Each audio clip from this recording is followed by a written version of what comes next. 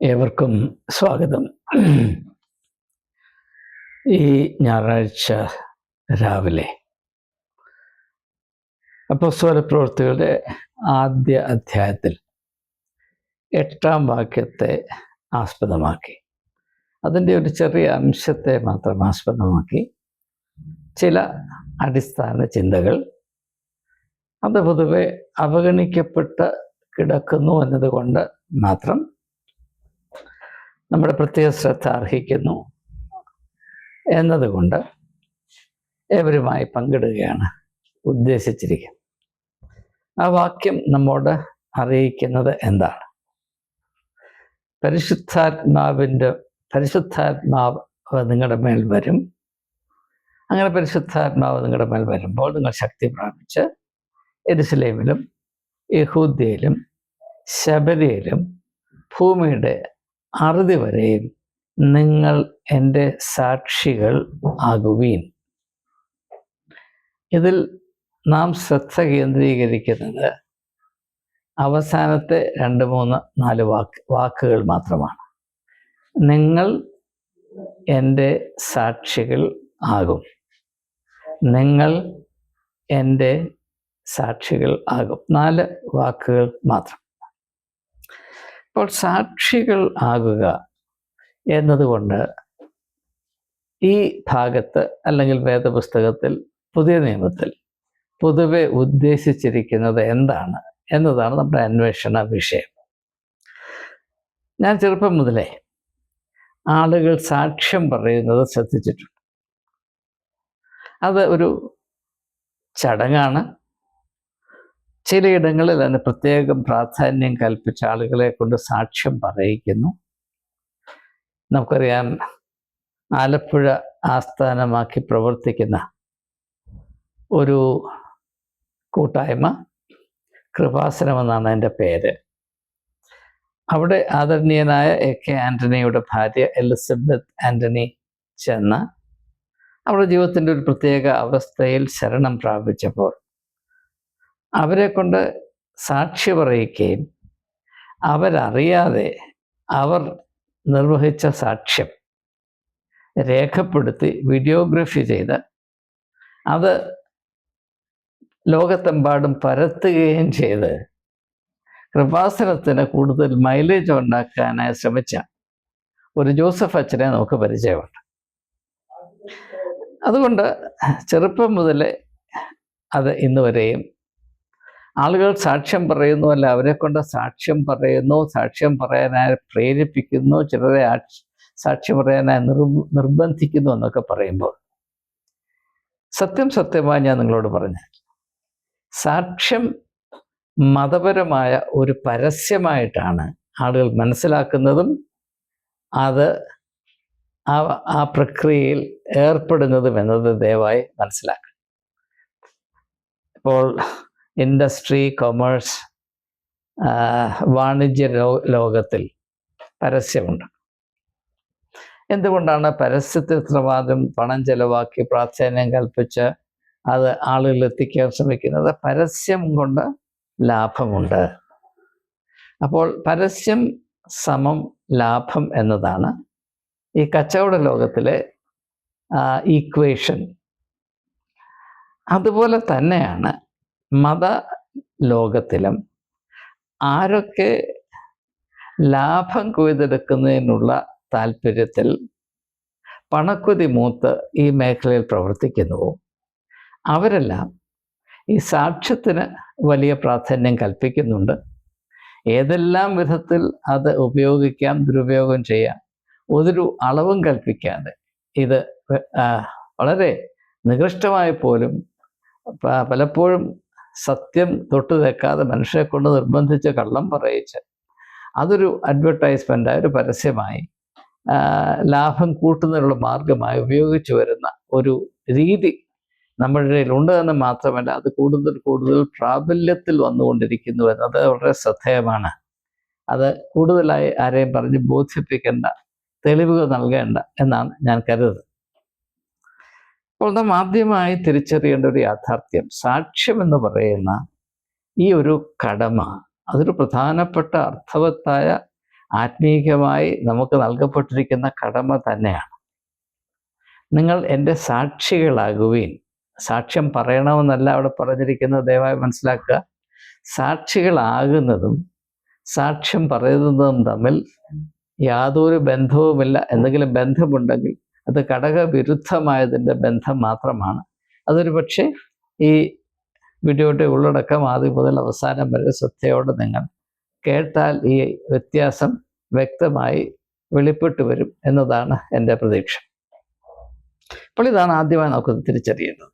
നാം കേട്ടിട്ടുള്ള സാക്ഷ്യങ്ങൾ അതൊന്നും വേദപുസ്തകത്തിൽ വിഭാവന ചെയ്ത സാക്ഷ്യമല്ല. ഇത് പരസ്യത്തിൻ്റെ വേറൊരു ആവിഷ്കാരമാണ്. പരസ്യത്തിൻ്റെ ഉദ്ദേശം ലാഭമുണ്ടാക്കുക എന്നതാണ്.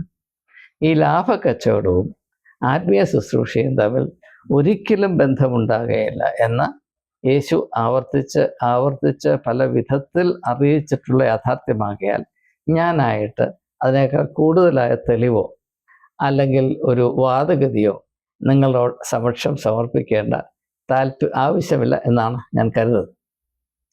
പിന്നെ എന്താണ് ഈ സാക്ഷികളാകുക എന്ന് പറഞ്ഞാൽ അർത്ഥം? അത് മാത്രമാണ് നാം മനസ്സിലാക്കാൻ ഉദ്ദേശിക്കുന്നത്. ആത്മീയ ഗോളം, ആത്മീയ അവസ്ഥ, അല്ലെങ്കിൽ ആത്മീയതയുടെ വിഭവങ്ങൾ അത് ഭൗതികമായ വിഭവങ്ങളിൽ നിന്ന് വ്യത്യസ്തമാണ്. ഭൗതിക ലോകത്തിൽ അതിൻ്റേതായ വിഭവങ്ങളുണ്ട്. ഇപ്പം കൃഷി ചെയ്താൽ അതിൻ്റെ വിഭവം, മറ്റ് ഇൻഡസ്ട്രിയൽ മേഖലയിൽ ജോലി ചെയ്താൽ അതിൻ്റേതായ ഉൽപ്പന്നങ്ങളാണ് അതിൻ്റെ വിഭവം. മറ്റേതെങ്കിലും സാഹചര്യങ്ങളിൽ നാം സേവനം ചെയ്താൽ അതിൻ്റെ പ്രതിഫലം. അങ്ങനെ നമുക്ക് അത് നമ്മുടെ അനുഭവമാണ്. അത് ലോകത്തിൻ്റേതായ വ്യാവഹാരിക ലോകത്തിൻ്റെ ഒരു ക്രമീകരണമാണ്. അതും ആത്മീയമായ വിഭവങ്ങളും തമ്മിൽ വലിയ വ്യത്യാസമുണ്ട്. ഭൗതികമായ ലോകത്തിൽ നാം കാര്യങ്ങളെ മനസ്സിലാക്കുന്നത്, സാഹചര്യങ്ങളെ കൈകാര്യം ചെയ്യുന്നത്, സേവനം നടത്തുന്നത് എല്ലാം നമ്മുടെ പഞ്ച ഇന്ദ്രിയങ്ങളിൽ കൂടെ നമുക്ക് അനുഭവിക്കുകയും നമുക്കുള്ള സാമാന്യ ബുദ്ധിയിൽ കൂടെ നമുക്ക് മനസ്സിലാക്കുകയും ചെയ്യാൻ സാധിക്കുന്ന കാര്യങ്ങളെ മാത്രം കൈകാര്യം ചെയ്തിട്ടാണ്. നിങ്ങൾ എന്തെങ്കിലും പച്ചക്കറി വാങ്ങിക്കാനായിട്ട് ചന്തയിലേക്ക് പോകുന്നു. അവിടെ വിശ്വാസത്തിന് വലിയ ഇടമൊന്നുമില്ല. അവിടെ ഒരു പക്ഷേ ചീരയോ മുളകോ കപ്പയോ മീനോ വാങ്ങിക്കാൻ സാധിച്ചേക്കും എന്ന ഒരു ഊഹാപോഹത്തിലല്ല പോകുന്നത്. അവിടെ കഴിഞ്ഞ കാലങ്ങളിൽ ഞാൻ എപ്പോഴൊക്കെ ചന്തയിൽ പോയിട്ടുണ്ടോ അവിടെയൊക്കെ ഈ പറയുന്ന വിഭവങ്ങൾ എനിക്ക് വാങ്ങിക്കാൻ സാധിച്ചിട്ടുണ്ട്. എൻ്റെ കയ്യിൽ പൈസ ഉണ്ടെങ്കിൽ അത് വാങ്ങിച്ച് വീട്ടിൽ കൊണ്ടുവന്ന് പാചകം ചെയ്ത് രുചിയോടെ കഴിക്കാം. ഇതെൻ്റെ അനുഭവമാണ്. അപ്പോൾ ഭൗതികമായ ലോകത്തെ നാം അറിയുന്നതും അതിൽ നാം വ്യവഹാരങ്ങൾ നടത്തുന്നതും പഞ്ചേന്ദ്രിയങ്ങളിൽ കൂടെ നാം പ്രാപിച്ചിട്ടുള്ള ആ അനുഭവങ്ങൾ, അതിൽ ഉത്ഭവിച്ചിട്ടുള്ള തിരിച്ചറിവുകൾ, അതിൻ്റേതായ അനുമാനങ്ങളൊക്കെ വെച്ചിട്ടാണ്. എന്നാൽ ആത്മീയ ലോകത്തിൽ ഈ പഞ്ചേന്ദ്രിയങ്ങളിൽ കൂടെ പ്രാപിക്കുന്ന സെൻസ് ഇംപ്രഷൻസ് എന്ന് ഇംഗ്ലീഷിൽ പറയും, തക്കതായ മലയാളം എനിക്കറിയില്ല. അതായത് നമുക്ക് കിട്ടുന്ന ധാരണകൾ, അനുഭവങ്ങൾ, തിരിച്ചറിവുകൾ, ഇതെല്ലാം ആകെത്തുകയായിട്ടാണ് സെൻസ് ഇംപ്രഷൻസ് എന്ന് പറയുന്നത്. അപ്പം അവിടെ ഒരു ചെടി നിൽക്കുന്നു, അത് ഞാൻ കണ്ണിൽ കൂടെ കാണുമ്പോൾ അതിൻ്റെ ഇംപ്രഷൻ എൻ്റെ തലച്ചോറിൽ പതിച്ചിട്ട് എൻ്റെ തലച്ചോറ് അതിനെ ഇന്നതാണ് എന്ന് തിരിച്ചറിയുവാൻ ഭൂതകാല അനുഭവങ്ങളുടെ അടിസ്ഥാനത്തിൽ സഹായിക്കുന്നു. അങ്ങനെയാണ് ഞാനത് അവിടെ നിൽക്കുന്നത് മാവാണ്, പ്ലാവല്ല എന്ന് തിരിച്ചറിയുന്നു. എന്നാൽ അവിടെ നിൽക്കുന്ന ചെടി ഞാൻ മുമ്പൊരിക്കലും കണ്ടിട്ടില്ല. അത് എൻ്റെ കണ്ണിൽപ്പെട്ടു. അതിൻ്റെ ഇല വിചിത്രമാണ്, എൻ്റെ കൊമ്പുകൾ മുമ്പൊരിക്കലും കണ്ടിട്ടില്ലാത്ത വിധത്തിലാണ്. അതിൽ അവിടെ ഇവിടെയൊക്കെ പഴങ്ങ് നിൽക്കുന്നു. ഈ പഴം എന്താണെന്ന് എനിക്ക് അറിഞ്ഞുകൂടാ. അങ്ങനെയെങ്കിൽ എനിക്ക് ആകെപ്പാടെ ചിന്താക്കുഴപ്പമുണ്ടാകും. പിന്നെ ആ ചെടിയെപ്പറ്റി അല്ലെ മരത്തെപ്പറ്റി ഞാൻ എവിടെയെങ്കിലും വായിച്ച് അന്വേഷിച്ച് പല പുസ്തകങ്ങളിലൊക്കെ പരതി നടന്ന് അതെന്താണെന്ന് കണ്ടുപിടിച്ച് കഴിയുമ്പോൾ അതിൻ്റെ പേരൊക്കെ മനസ്സിലാക്കി ഇതിൻ്റെ പ്രത്യേകതകളൊക്കെ ഞാൻ മനസ്സിലാക്കി. പിന്നെ ഒരവസരത്തിൽ അതേ ചെടി കണ്ടാൽ അത് ഇന്ന ചെടിയാണ് എന്ന് എനിക്ക് മനസ്സിലാക്കാൻ സാധിക്കും. അപ്പോൾ ഈ ഭൗതികമായ ലോകത്തിൽ പഞ്ചേന്ദ്രിയങ്ങൾ കൊണ്ട് നാം എപ്പോഴും വ്യവഹാരം നടത്തുന്ന ഈ ലോകത്തിൽ സാഹചര്യങ്ങളെയും അവസ്ഥകളെയും യാഥാർത്ഥ്യങ്ങളെയും ഒക്കെ നാം ഇങ്ങനെയാണ് തിരിച്ചറിയുന്നത്. എന്നാൽ ആത്മീയ ലോകത്തിൽ അടങ്ങിയിരിക്കുന്ന വ്യാവഹാരിക ലോകത്തിന് അതീതമായി സ്ഥിതി ചെയ്യുന്ന വലിയ സമ്പത്തുക്കളും സാധ്യതകളും അനുഭവങ്ങളും ഉണ്ട്. അവയെ നാം എങ്ങനെയാണ് അറിയുന്നത് എങ്ങനെയാണ് നാം അറിയിക്കേണ്ടത്? സാക്ഷ്യം എന്ന് പറഞ്ഞാൽ അതിൻ്റെ ഒരു പ്രധാനപ്പെട്ട പ്രാവർത്തികമായ അർത്ഥം അറിയിക്കുക എന്നതാണ്. അറിഞ്ഞത് അറിയിക്കുന്നതിനെയാണ്. ഇപ്പം സാക്ഷ്യത്തിന് ഏറ്റവും ലളിതമായ ഒരു നിർവചനം എനിക്ക് കൊടുക്കാൻ കഴിയുന്നത് അറിഞ്ഞതിനെ അറിയിക്കുന്നതാണ് സാക്ഷ്യം.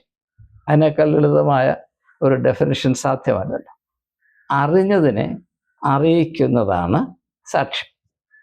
അപ്പോൾ പ്രശ്നം എന്താണെന്ന് ചോദിച്ചാൽ 2 പ്രശ്നങ്ങളിവിടെയുണ്ട്. ഒന്ന്, നാം എങ്ങനെയാണ് എന്താണ് അറിഞ്ഞത്? നാം അറിഞ്ഞതിൽ എന്താണ് സത്യം? നാം അറിഞ്ഞത് യഥാർത്ഥത്തിലുള്ള അറിവാണോ, അതോ അറിവെന്ന് നനച്ച ചില കാര്യങ്ങൾ നാം ഉള്ളിൽ സംഗ്രഹിച്ചു വെച്ചതാണോ? ഈ അറിവെന്ന് പറയുന്നത് ഒരു കേട്ടുകേഴ്വി മാത്രമാണോ? അല്ല, എൻ്റെ അനുഭവത്തിൽ കൂടെ ചില കാര്യങ്ങൾ തിരിച്ചറിഞ്ഞ് അതിൽ സത്യമുണ്ട് എന്ന നല്ല ബോധ്യം എനിക്കുണ്ടായി, അതിൽ ഞാൻ എൻ്റെ സർവ അസ്തിത്വത്തെയും നട്ട് വളർത്തിയിരിക്കുന്ന അവസ്ഥയിൽ ഈ പുതിയ അറിവ് എൻ്റെ വ്യക്തിത്വത്തിൻ്റെ അന്തസത്തയായി മാറിയിരിക്കുന്നൊരവസ്ഥയിൽ ഞാൻ ആത്മീയമായ അറിവ് എന്ന് പറയുമ്പോൾ അതിന് എൻ്റെ വലിയൊരു മാനമുണ്ട്. കേട്ടുകേഴ്വി അറിവാണ് എന്നാരും തെറ്റിദ്ധരിക്കരുത്. എൻ്റെ കൃത്യമായി എടുത്തു പറയുന്നതിൻ്റെ കാര്യം, കഴിഞ്ഞ അനേക ദശകങ്ങളിൽ എൻ്റെ അനുഭവത്തിൽ നിന്നും അന്വേഷണത്തിൽ നിന്നും എനിക്ക് തിരിച്ചറിയാൻ കഴിഞ്ഞിട്ടുള്ളത്, ക്രിസ്ത്യാനികളിൽ പ്രത്യേകിച്ചും ആത്മീയമായ അറിവ് എന്ന് പറയുന്നത് 99% വെറും കേട്ടുകേഴ്വികൾ മാത്രമാണ്. ആ കേട്ടുകേഴ്വി ഈ മേഖലയിൽ പ്രസക്തമല്ല എന്നത് ഏവരും തിരിച്ചറിയുന്നതിന് വേണ്ടിയാണ് യോഹന്നാൻ തൻ്റെ ശ്രദ്ധേയമായ സുവിശേഷം എഴുതുമ്പോൾ അതിൻ്റെ 1-ാം അധ്യായത്തിൻ്റെ 14-ാം വാക്യത്തിൽ വചനം ജഡമായി തീർന്നു, കൃപയും സത്യവും നിറഞ്ഞവനായി നമ്മുടെ ഇടയിൽ പാർത്തു എന്ന് എഴുതിയിരിക്കും. എന്താണ് വചനം ജഡമായി തീർന്നു എന്ന് പറയുന്നത്?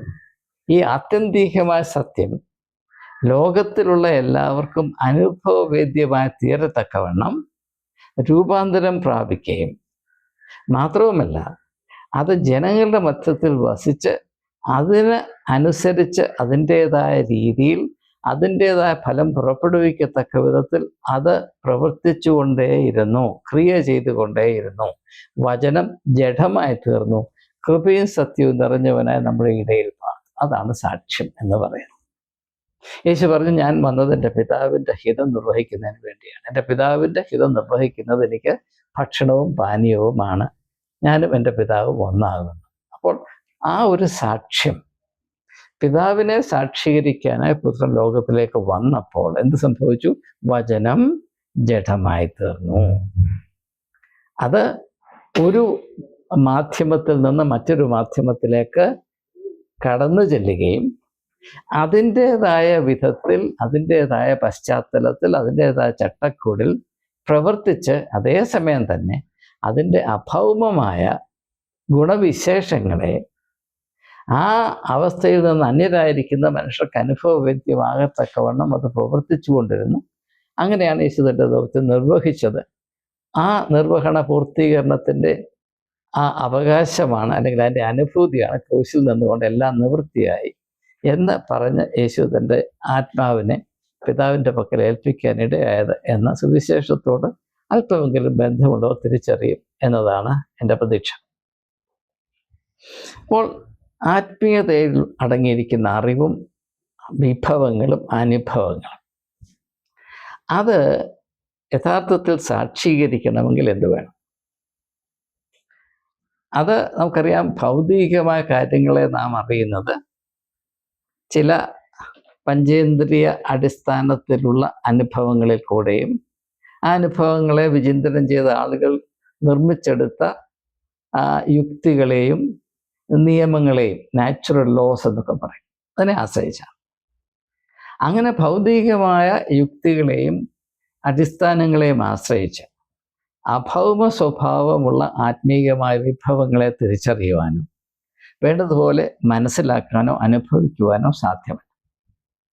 അതുകൊണ്ടാണ് നിങ്ങൾക്ക് വിശ്വാസം ഉണ്ടാകണം എന്ന വചനത്തിൽ പറയുന്നത്. നിങ്ങളുടെ വിശ്വാസം നിന്നെ രക്ഷിക്കട്ടെ എന്ന് പറഞ്ഞാൽ ആത്മീയമായ അനുഭവത്തിൽ വരുമ്പോൾ ഭൗതികമായ പഞ്ചേന്ദ്രിയ കേന്ദ്രീകൃതമായ ആ അറിവിൻ്റെ സമീപനം അതിവിടെ പ്രസക്തമല്ല. ഇപ്പോൾ ഭൗതികമായ അറിവ് പോലും നമുക്കുണ്ടാകണമെങ്കിൽ ചില സങ്കല്പങ്ങളെ ആദ്യമേ നാം വിശ്വാസത്തിൽ എടുക്കണം. ഉദാഹരണമായിട്ട് നമ്മുടെ ഭവനങ്ങളിലെ അടുക്കളയിൽ അമ്മമാർ ഭാര്യമാരൊക്കെ പാചകം ചെയ്യുമ്പോൾ വെള്ളം 100 ഡിഗ്രി സെൻറ്റിഗ്രേഡിൽ തിളയ്ക്കും എന്ന സയൻസ് അറിഞ്ഞുകൊണ്ടോ അത് ഓർമ്മിച്ചുകൊണ്ടോ അല്ല.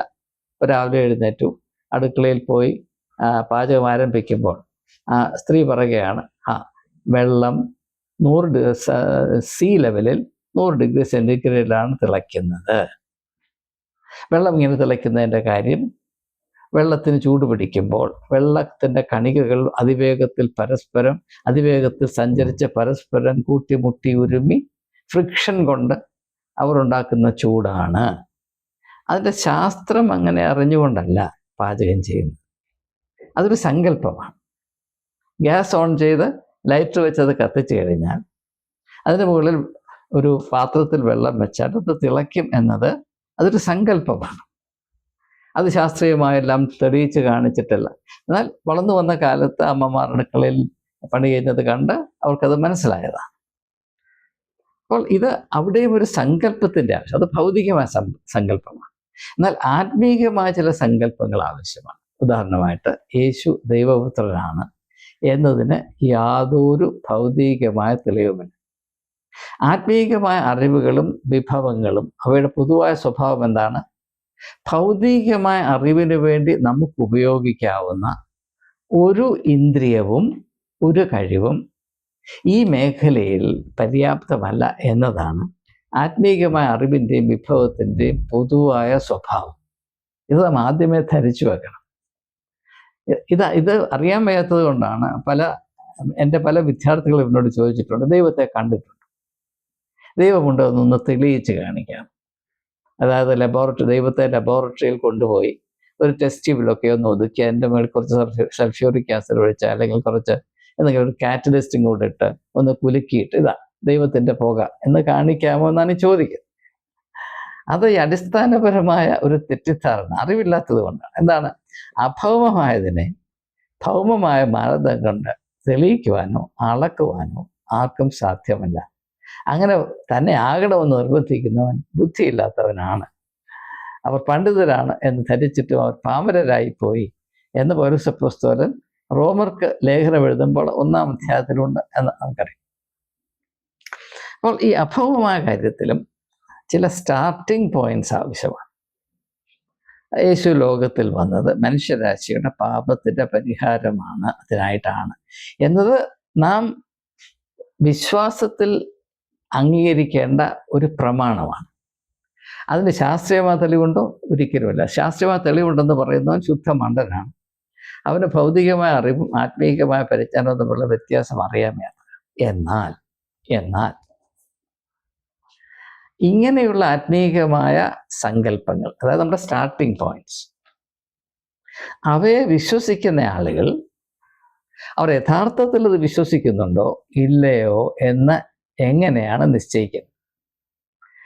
അവർ പറയുന്ന വിശ്വാസ പ്രമാണങ്ങൾ അതിനെ ആസ്പദമാക്കി അവർ പ്രവർത്തിക്കുന്നുണ്ടോ ഇല്ലയോ? ഇപ്പോൾ ഭൗതികമായും അങ്ങനെ തന്നെയാണ്.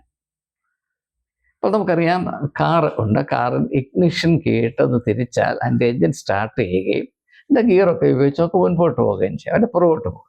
ഇത് നമ്മുടെ അറിവാണ്. എന്നാൽ ജീവിതത്തിൽ ഒരിക്കലും ഇഗ്നിഷൻ കീ കൊണ്ട് കാറുമുണ്ട്.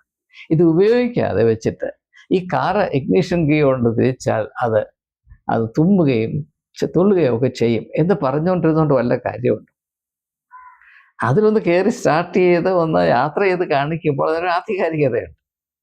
അല്ലാതെ ഞാൻ എൻ്റെ മൂലയ്ക്കിരുന്ന് മറുഭാഷയിൽ കാറിനകത്തിട്ട് കീയിട്ട് തിരിച്ചാൽ അത് ഘ്രും ഘ്രും ഘ്രും ഘ്രും എന്ന് കാണിക്കും എന്ന് മറുഭാഷയെ പറഞ്ഞുകൊണ്ടിരുന്ന വല്ല ഗുണമുണ്ട്. അപ്പം ഇത് പൊതുവെ ആളുകൾ അവഗണിച്ച് കിടക്കുന്നതുകൊണ്ട് ചില കാര്യങ്ങൾ പറയുക. അപ്പം നാം ഞായറാഴ്ച പള്ളിയിൽ പോകുമ്പോൾ വിശ്വാസ പ്രമാണം ഏറ്റുപറയും. ക്രീഡ്, അപ്പോസിറ്റ്സ് ക്രീഡ് ഉണ്ട്, നിഖ്യവിശ്വാസ പ്രമാണമുണ്ട്. അതെങ്ങനെയാണ് നമ്മുടെ വിശ്വാസമാകുന്നത്? ഇപ്പോൾ യേശു കന്യമറിയാമിൽ ജനിച്ചു, അവൻ അല്ലെങ്കിൽ സ്ത്രീ പരിശുദ്ധാത്മാവിനാൽ ഗർഭം പ്രാപിച്ചു, അതുകൊണ്ട് യേശു അപ്രകാരം ജനിച്ചു എന്നാണ് വിശ്വാസ പ്രമാണമായിട്ട് പറയും.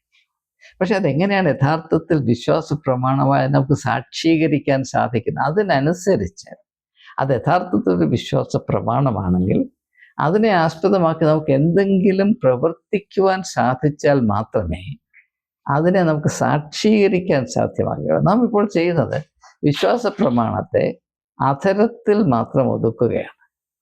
അത് വെറും ശബ്ദമാക്കി മാത്രം മാറ്റുകയാണ്. അതൊരിക്കലും പ്രമാണമല്ല, വെറും ശബ്ദം മാത്രമാണ്. അതുകൊണ്ട് പള്ളിയിൽ പോകുന്നു, കത്തനാർ പറയും നമുക്ക് വിശ്വാസ പ്രമാണം നിങ്ങൾ എൻ്റെ പിന്നാലെ ചൊല്ലണം. നിങ്ങളെല്ലാം എൻ്റെ സഭയിലെ തത്തകളാണ്, വിശ്വാസ പ്രമാണ തത്തകളാണ് നിങ്ങൾ. ഞാൻ പറയുന്നത് നിങ്ങൾ അതുപോലെ ആവർത്തിക്കണം എന്ന് പറഞ്ഞാൽ എല്ലാവരും ആവർത്തിക്കും. ഈ നാക്കുകൊണ്ട് പറയുന്ന കാര്യങ്ങൾ എന്താണ്, ഇതിൻ്റെ പ്രമാണം എന്താണ്, അതിനനുസരിച്ച് ജീവിതത്തിൽ എന്തെങ്കിലും അബദ്ധത്തിലെങ്കിലും എന്തെങ്കിലും ചെയ്യാനോ പ്രവർത്തിക്കാനോ എനിക്ക് കഴിഞ്ഞിട്ടുണ്ടോ, അത് സത്യം തന്നെയാണ് എന്ന് മറ്റുള്ളവർ അനുഭവത്തിൽ അറിയേണ്ടതിന് എന്തെങ്കിലും ഒരു കാര്യം എൻ്റെ ജീവിതത്തിൽ 50 വർഷത്തിനുള്ളിൽ, 60 വർഷത്തിനുള്ളിൽ, 80 വർഷത്തിനുള്ളിൽ നടന്നിട്ടുണ്ടോ? ഇല്ലേ ഇല്ല. പിന്നെ എങ്ങനെയാണ് ഇത് വിശ്വാസ പ്രമാണമാകുന്നത്?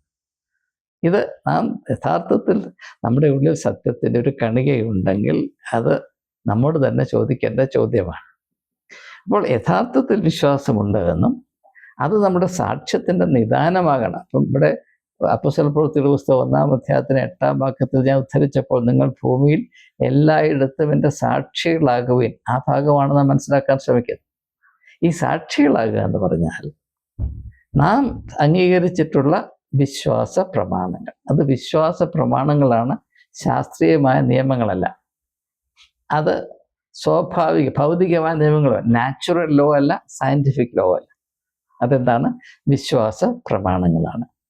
ഈ വിശ്വാസ പ്രമാണങ്ങൾ എന്ന് പറഞ്ഞാൽ അഭൗമമായ ആത്മീയ മേഖലയിൽ സ്ഥിതി ചെയ്യുന്ന വളരെ വിലയേറിയ സത്യങ്ങൾ, സാധ്യതകൾ, അനുഭവങ്ങൾ, യാഥാർത്ഥ്യങ്ങൾ, പ്രത്യാശയുടെ നിദാനങ്ങൾ, ഇവ യഥാർത്ഥത്തിൽ മനുഷ്യർക്ക് അവരുടെ ജീവിതം കൊണ്ട് വിശ്വസിക്കാൻ, അതിനെ ആശ്രയിപ്പാൻ യോഗ്യതയുള്ളതാണ് എന്ന് വിശ്വാസമില്ലാത്ത ലോകത്തിൻ്റെ മുൻപിൽ അവർക്കത് ബോധ്യമാകത്തക്കവണ്ണം അവതരിപ്പിക്കാൻ നമുക്കെങ്ങനെ കഴിയും? ഇതാണ് ഇവിടുത്തെ പ്രശ്നം. അത് വാക്കുകൊണ്ട് അതൊന്നും പറഞ്ഞാൽ നടക്കുമെന്ന് നിങ്ങൾ വിചാരിക്കുന്നുണ്ട്. നിങ്ങൾ അപ്പോസ്തല പ്രവൃത്തികൾ വായിച്ചു നോക്കുമ്പോൾ അവരെല്ലാവരും വിശ്വാസ പ്രമാണം ഇങ്ങനെ തത്വപോലെ ഒത്തിരിച്ചുകൊണ്ടല്ലതാണ്. അവരുടെ വിശ്വാസത്തെ ആസ്പദമാക്കി പ്രവർത്തിക്കുമ്പോൾ ലോകത്തിൻ്റെ സ്വഭാവത്തിൽ നിന്ന് വ്യത്യസ്തമായി ഇവർക്ക് എങ്ങനെയാണ് ഇങ്ങനെ പ്രവർത്തിക്കാൻ കഴിയുന്നത് എന്ന് ജനം അത്ഭുതപ്പെടുമ്പോൾ ആ സാഹചര്യത്തിലാണ് അവർ പറയുന്നത് നസറേയനായ യേശുവിൻ്റെ നാമത്തിൽ എന്ന് അവർ പറയും. അല്ലാതെ ഏതെങ്കിലും ഒരു 4 ഭിത്തിക്കുള്ളിൽ നിന്നുകൊണ്ട് വിശ്വാസപ്രമാണം ഇങ്ങനെ പറഞ്ഞുകൊണ്ടിരുന്നു. അതുകൊണ്ട് ഒരു പ്രയോജനമില്ല. നിങ്ങൾ നിങ്ങളുടെ സമയം വൃഥ നഷ്ടപ്പെടുത്തുകയാണ്. മാത്രവുമല്ല, വിശ്വാസം ഇതാണെന്ന ഭീകരമായ തെറ്റിദ്ധാരണയിൽ നിലനിൽക്കാൻ മാത്രമേ നിങ്ങളെ സഹായിക്കുന്നു. അതുകൊണ്ട് നിങ്ങൾ ലോകത്തിൽ എൻ്റെ സാക്ഷികളാകുകയും എന്ന് പറയുമ്പോൾ അതിൻ്റെ അർത്ഥം ദയവായി മനസ്സിലാക്കുക. നാം നമ്മുടെ വിശ്വാസത്തിൻ്റെ സംഗതികളായി കരുതുന്ന ആത്മീയ പ്രമാണങ്ങൾ അവയൊന്നും തന്നെ ഭൗതികമായി മാത്രം കാണുകയും ചിന്തിക്കുകയും മനസ്സിലാക്കാൻ പരിശീലനം പ്രാപിച്ചിട്ടുള്ള ഈ ലോകത്തിൻ്റെ ഒരു പുത്രനും പുത്രിക്കും അത് ബോധ്യമാകുകയില്ല. അത് നാം പറയുന്നത് പോലെ എല്ലാവരും മനസ്സിലാക്കുകയും അംഗീകരിക്കുകയും ചെയ്യണമെന്ന് പറയുന്നത് ശുദ്ധ മണ്ടത്തരമാണ്. എന്നാൽ അവർക്കിത് യാഥാർത്ഥ്യമാണ് എന്ന് ബോധ്യപ്പെടുത്താനുള്ള കടമ നമുക്കുണ്ട്. അതുകൊണ്ടാണ് നിങ്ങൾ സാക്ഷികളാകുവിൻ എന്ന് പറയുന്നത്. എങ്ങനെയാണ് നാം സാക്ഷികളാകുന്നത്? നാം പറയുന്ന വിശ്വാസത്തിൻ്റെ നിദാനമായ ഈ മർമ്മങ്ങൾ യഥാർത്ഥത്തിൽ അത് പ്രവർത്തിക്കുന്നു എന്ന് മാത്രമല്ല, അവയാണ് മനുഷ്യ ജീവിതത്തിൻ്റെ ഏറ്റവും ഉദാത്തമായ അടിത്തറയെന്നും അതിൻ്റെ ഉള്ളടക്കമെന്നും അതിനെ ആശ്രയിക്കുന്നതിനപ്പുറത്തായ ഒരു ബുദ്ധി മനുഷ്യന് സാധ്യമല്ല എന്നുമുള്ള ഈ യാഥാർത്ഥ്യം നമ്മുടെ പ്രവൃത്തിയിൽ കൂടെ, നമ്മുടെ ജീവിത ശൈലിയിൽ കൂടെ, നമ്മുടെ വ്യക്തിത്വത്തിൻ്റെ സ്വഭാവ ഗുണങ്ങളിൽ കൂടെ, മറ്റുള്ളവരുടെ നമ്മുടെ കാഴ്ചപ്പാടിൽ കൂടെ നാം എന്തിനു വേണ്ടി നിലകൊള്ളുന്നു എന്ന പ്രമാണങ്ങളിൽ കൂടെ അതിനെന്ത് വില കൊടുത്താലും അങ്ങനെ തന്നെയാണ് എന്ന് തെളിയിക്കത്തക്കവണ്ണമുള്ള ഒരു ആത്മീയ അച്ചടക്കം ജീവിതത്തിൽ പാലിക്കുന്നതിൻ്റെ പശ്ചാത്തലത്തിൽ മാത്രമേ നമുക്ക് സാക്ഷികളായി തീരുവാൻ കഴിയുകയുള്ളൂ. ഇത് തുറന്നത് കൊണ്ട് നടക്കില്ല, എത്ര ഉച്ചത്തിൽ അലറിയത് കൊണ്ട് നടക്കില്ല, മറുഭാഷ കീറിയത് കൊണ്ട് നടക്കത്തില്ല. അതുകൊണ്ടാണ് യേശു പറഞ്ഞത്, ഒരു വൃക്ഷത്തെ തിരിച്ചറിയുന്നതിൻ്റെ ഫലം കൊണ്ടാണ്. നിങ്ങൾ നല്ല ഫലം കായ്പീൻ, നിങ്ങൾ നല്ല ഫലം കായ്പീൻ, അതാണ് സാക്ഷ്യം എന്ന് പറയുന്നത്. ഇത് യാതൊരു ഫലവും പുറപ്പെടുവിക്കാതെ വെറും പാഴ്മരം പോലെ യേശു കണ്ട അത്തിവൃക്ഷമില്ലേ, വിശന്നിട്ട് അതിൻ്റെ ഒരു കായെങ്കിലും പറിച്ച് തിന്നാമെന്ന് പ്രതീക്ഷിച്ച് തൻ്റെ പരസ്യ ശുശ്രൂഷയുടെ അന്ത്യഘട്ടത്തിൽ ചെന്നപ്പോൾ ഈ തഴച്ചു വളർന്നു നിൽക്കുന്ന അത്തിവൃക്ഷത്തിൽ ഒരു കായുടെ മണം പോലുമില്ല, വിദൂരമായ ഛായ പോലുമില്ല, എന്നെ ശപിച്ചു കളഞ്ഞു എന്ന് പറയുന്നുണ്ട്. അപ്പോൾ ഇങ്ങനെ ഫലശൂന്യമായ ജീവിതത്തിൽ അഭിമാനം കൊള്ളുന്ന സത്യക്രിസ്ത്യാനി ശാപത്തിന് മാത്രം അർഹതയാണ് ആർജിച്ചിരിക്കുന്നത് ദയവായി ഇത് ഭീകരമായ ഒരു യാഥാർത്ഥ്യമാണ്. യാതൊരു മണവും ഗുണവുമില്ലാതെ മതിലെ കളിച്ചു എന്ന് പറഞ്ഞു നടക്കുന്ന ക്രിസ്ത്യാനിയുടെ അവസ്ഥ വളരെ പരിതാപകരമാണ്.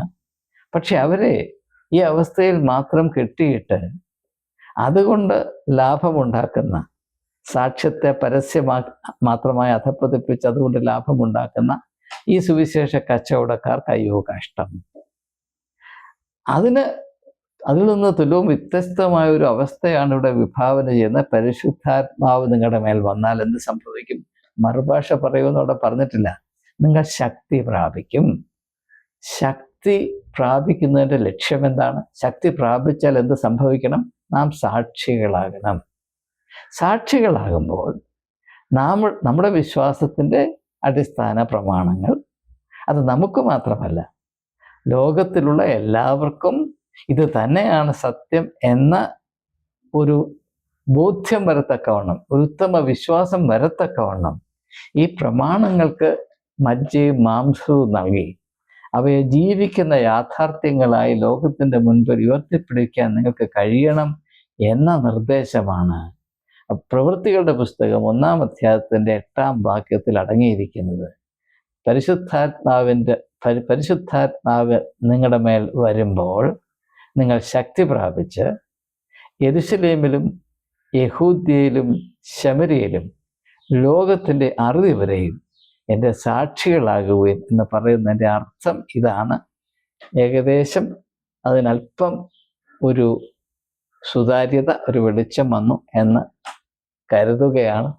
നിങ്ങൾ ദയവായി ഇങ്ങനെയുള്ള പിടികൾ ശ്രദ്ധയോടെ ആദ്യം മുതൽ അവസാനം വരെ തുറന്ന മനസ്സോടുകൂടെ കണ്ടില്ല എങ്കിൽ നിങ്ങൾ 2-3 മിനിറ്റ് കാണുന്നത് വെറും വൃഥായാണ്. അങ്ങനെ കാണാതിരിക്കുന്നതാണ് നല്ലത് എന്ന് കൂടെ ഒന്ന് അറിയിച്ചുകൊണ്ട് വാക്കുകൾ ഉപസംഹരിക്കുന്നു. നന്ദി, നമസ്കാരം.